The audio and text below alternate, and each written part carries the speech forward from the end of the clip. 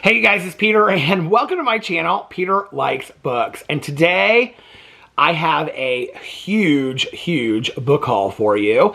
I don't even have all the books here. I actually have like 10 more books downstairs, but I was like, okay, this is, because some of them are like book one in a series that I have here. So I was like, I'm not lugging up all 8 books in the series. I'm just gonna give you guys kind of an idea of what I've ordered. But y'all have seen me go through the thriller stage, which I'm still in. I still love thrillers. And the cozy mystery stage. Still love cozy mysteries. Still love cozy mysteries.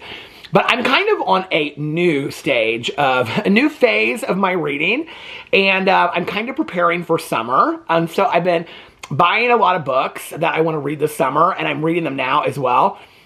Just get me ready for summer, and I'm so excited about this. But I have this huge haul for you guys. So I want to show you guys the books that I'm really into later. And first I'm going to show you some of the books that were sent to me. Well, I have 2 books that were sent to me. So let me get into these books first of all. The first book that was sent to me was by the author, and the book is called A Little Bit of Blue, and it is by Michelle Elise, and she sent it to me with a very nice little letter inside and a blue bookmark. And she inscribed it, which I love when people inscribe books. Dear Peter, I hope you enjoy this book. Thank you for all that you do on booktube. Yucktube, I almost said booktube. Michelle. So it is A Little Bit of Blue, and I will read you the synopsis. 6 years ago, Maddie Brewer's little brother Josh ran away from home in the middle of the night from his abusive uncle. From a merciless bully of a brother, too focused on terrorizing the other kids on the elementary school playground to protect him. Maddie hasn't heard from Josh since. Although their uncle is long dead, 17-year-old Maddie is haunted every day by the guilt and trauma he's kept hidden and buried. The only way out is to escape his small Montana hometown as soon as he graduates. But when his manic-depressive mother steals his entire college savings from his bank account a few months prior to graduation, Maddie discovers that his worst nightmares are not through with him yet. He still needs to deal with the teacher who suspended him 6 years ago. The lingering resentment of the boy he used to bully, now his closest friend, texts from the father he never knew. And then there's Josh himself, the runaway turned actor after years in California with his own father. Can Maddie face him after all the mistakes he's made? Can anything good come out of so much so bad? And it is called A Little Bit of Blue, and it is by Michelle Elise. So anybody that sends me a book, I always like show it in my video. So I wanted to show that one. I think I actually showed this in my PO unboxing as well. And I know that the next one I showed in my PO unboxing as well. Mare sent me this book. Thank you so much, Mare. And this book, for those of you that do not know, I read The Comfort of Crows by Margaret last month. This month I'm reading a second book of hers. It's all essays, and it's called Late Migrations. It's fantastic. It's not as good as Comfort of Crows, but I still love it. It's all just kind of like looking at the world through the perspective and the lens of nature, and I love it. So it's her telling stories of her life all through the lens of nature, and I love it. And so I become more in touch with nature, more in tune with nature, wanting to like get bird feeders, squirrel feeders, the whole 9 yards, bird baths. And so Mare sent me this book. I think when she messaged me, she direct messaged me on Instagram, and she said, this is like the foremost book that you need to have about all this kind of stuff. And the book is called Bringing Nature Home, How You Can Sustain Wildlife with Native Plants by Douglas Tallamy, and a foreword by Rick Dark. I'm really excited about this. It says, as Doug Tallamy eloquently explains, everyone can welcome more wildlife into their yards just by planting even a few native plants. With fascinating explanations and extensive lists of native plants for regional habitats, this scientifically researched book can help us all to make a difference. No prior training is needed to become a backyard ecologist, but Doug Tallamy's book can be a vital first step. For more information, you can visit it at plantnative.com. And it has beautiful photographs and stuff in here of bugs. But Mare, thank you so much. I'm so excited about this. I've already started looking through it because it has like the Midwest and Indiana in here and stuff. So I'm really excited about this. Okay. So the next one that I want to talk about is a book that I bought. Actually, I think I got like the first printing in the United States because it was published originally in the UK, I think like 2 years ago, and now it just was printed in the United States. And Margaret, I follow her on Instagram, and I think she either showed this on Instagram I think she showed it like an Instagram story or something, or she showed it in a post. But you guys know that I love like the rescue animals and Thumbelina the squirrel. If you watch my other channels, you know that I love like people that are like habitating animals and taking care of them. This book is called Raising Hare. I just want to say, I think that the cover of this book is absolutely beautiful. It's one of my favorite covers of books in a long time. And it is by Chloe Dalton. And here, let me read you. Look at the inside of it. Isn't that so pretty? Drawings of bunny rabbits. Okay. It says in here, when lockdown led busy professional Chloe to leave the city and return to the countryside of her childhood, she never expected to find herself custodian of a newly born hare. Yet when she finds the creature endangered, alone, and no bigger than her palm, she is compelled to give it a chance at survival. Running Hare chronicles their journey together and the challenges of caring for the leveret and preparing for its return to the wild. We witness firsthand an extraordinary relationship between human and animal, rekindling our sense of awe towards nature and wildlife. This improbable bond of trust serves to remind us that the most remarkable experiences, inspiring the most hope, often arise when we least expect them. I'm really, really excited about this book. And here's Chloe right there in the back. So yeah, very excited about this. I'm saving this one for the summer. Okay, let's get into, okay, so I think somebody commented this on my, I had the first two. So a lot of these I bought the whole set, and the other ones I bought the first two. I think somebody commented this on my vlog and said, I don't remember where I saw this in all honesty. I think somebody commented on my vlog. And then because, you know, like, of the algorithm and things like that, I was looking through Facebook, and it came up on Facebook. And then I was like, okay, this is a reminder that I need to get this book. So, if you guys do not know about the stories I tell in my vlog, my mom's best friend her entire life from high school until my mom's friend passed away was her friend Diane. Diane passed 3 years before my mom did of cancer. And Diane was my mom's, like, girlhood friend. Well, her dad and mom, they got divorced, but they had a house on Beaver Island, Michigan, which... you drive to Charlevoix, and then you take the ferry over to Beaver Island. So like there's no roads that go to Beaver Island. We did it like one time when I was like in high school. My mom had gone over there several times, but we went, like my mom and I, and then her sorority sister and her daughter went over there and rented like a house on the island and stayed for like a week. It was so much fun. So I saw these books, or somebody mentioned these books that are called the Beaver Island, a humorous Beaver Island mystery. They're very much like cozy mysteries, okay?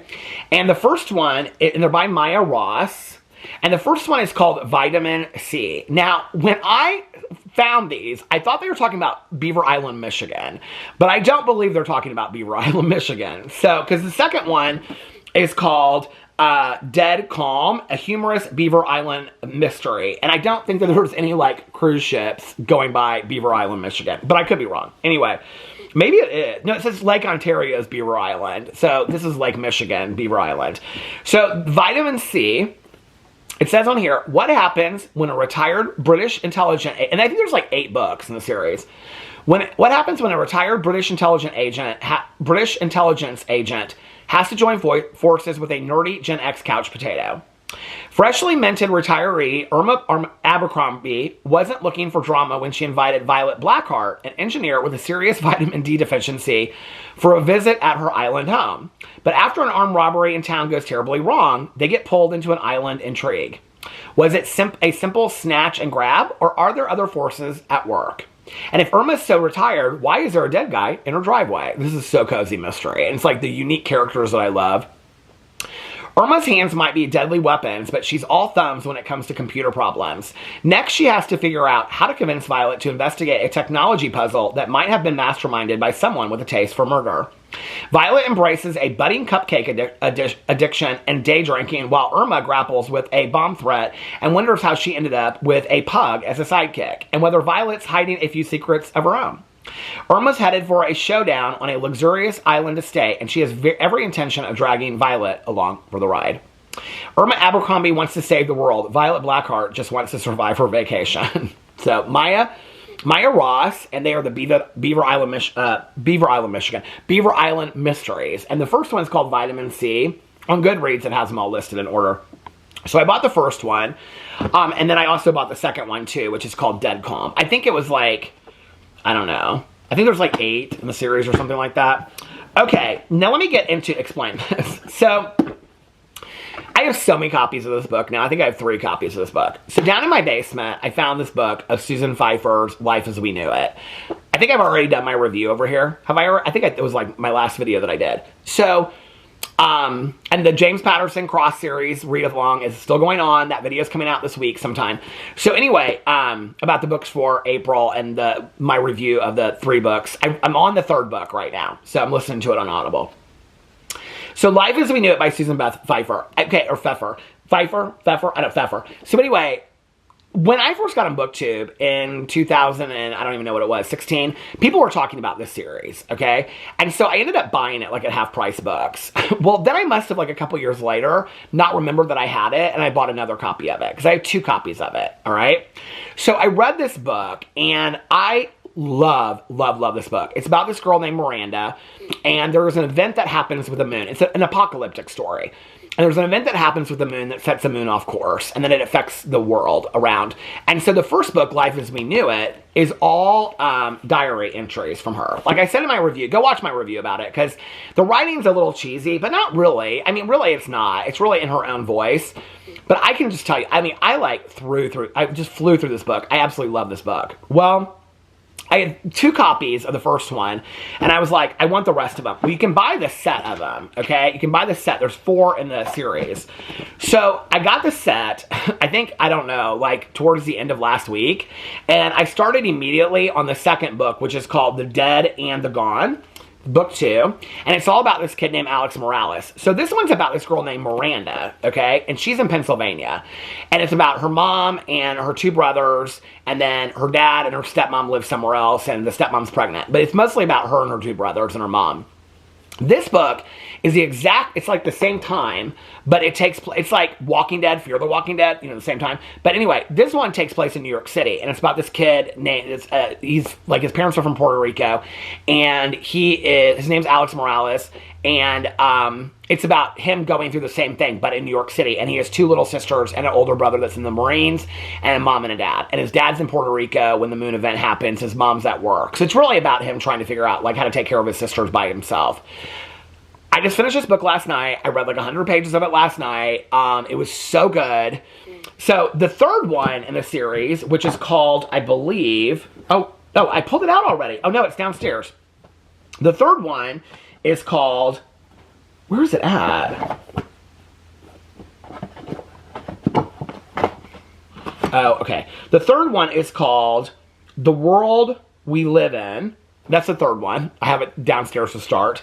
And the 4th one is called The Shade of the Moon. And it's the 4th and final one. So it's a complete series, like it's done. So I'm on book 3 of that. Well, when I started reading those, I was talking in my vlog about how I'm really, really into those. And then I love this post-apocalyptic stuff. I love the movies. I love zombie stuff, but I also just love post-apocalyptic stuff. Okay, well, Teresa and like one other person recommended to me this author named Kyla Stone, okay?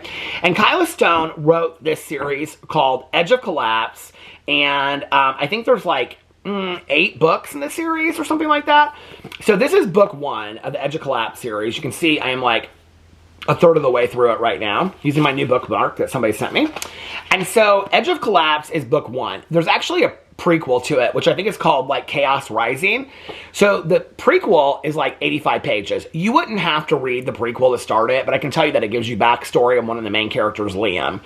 This story is about this woman named Hannah that has been kept captive, like somebody kidnapped her, and she has a husband and a son, a 3-year-old son, and she's been kidnapped and, like, kept in this basement. Well, this EMP, it's like, so it's an EMP, it's like this nuclear war thing happens, and so the electricity goes off, and she gets out, and her captor is, like, trying to, like, hunt her down while she's trying to get away, and then she meets up with this, like, Liam guy. Anyway, that's like special ops in the military, and so he's like a lot of training and stuff. All of these books kind of have that kind of background to it. I cannot tell you, I am so into these books. I mean, I am like so into these post-apocalyptic books, okay? And Kyla Stone, like these books are so good. The character development is good. The dialogue is good. The grammar is good. I mean, they're self-published books, and they are fantastic. Like, they are absolutely fantastic. I'm actually kind of surprised they don't get more recognition. Well, she has another series. The second series, so I have all the books downstairs of this series, okay? You can see the third one is called Edge of Madness. I have the entire series. I bought the entire series because I'm so in it. Well, she has another series, guess what? Post-apocalyptic, world ending because of a nuclear war kind of thing. And that series is called, I bought the first 2 books in this, The Nuclear Dawn, Book 1, and it's called Point of Impact. And this is about a woman in Miami. Dakota Stone, a tough-as-nails former foster kid, has spent her life running from the past, always looking over her shoulder. When the news reports massive explosions in several major cities, Dakota's first thought is to grab her little sister, still trapped in the foster system, and get the hell out of Miami. Y'all know I love Miami, so I was excited about this, okay? Logan Garcia is a man haunted by secrets. His life plan is to drink himself into oblivion until the bomb shatters the world as he knows it. There's nowhere to run, no time to escape. In the moments before the lethal fallout descends, Dakota offers Logan a deal. She knows of a safe house deep in the Everglades, and she'll take Logan with her if he helps her rescue her sister. But Dakota's past has caught up to her. Someone is hunting her through the radioactive ruins of Miami, and he won't stop until he has her, or they're both dead. Point of Impact is an electrifying apocalyptic survivor thriller, perfect for fans of Ashfall, Hunger Games, and The Road. Okay, so I went in, and last night, I was like, you gotta stop. You gotta stop because you have so many of these books to read now. This is gonna take you through at least June. I mean, I have not, since Cozy Mysteries, I found Cozy Mysteries, been reading books this fast. So, last night, on her Goodreads, for, I think it's the Chaos Rising series, or maybe it's just her author's note or whatever, she has all these authors that she's like, well, they're all like self-published authors. So I went in and I started looking at them, and I almost like started ordering books from all of them. But I was like, no, you've got to stop. Because all of them, there's like, I did not realize that there's like 100 writers that are writing books like this, these post-apocalyptic series. I'm so into it. I'm so into it. But last week, somebody I think was recommended to me, or it was recommended like on Goodreads or somewhere, is Catalyst, Downward Cycle. I have the first 2 books in this series, which is the Catalyst series. They are by J.K. Franks, okay? I know that all of these covers are cheesy. You don't care. You don't care when you're reading the books. The books are too good. So this is another post-apocalyptic. I'm so into the post-apocalyptic books now.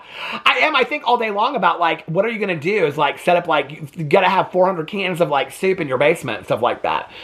So this is Catalyst, book 1, and this is called Downward Cycle. Book 1 in the Catalyst series.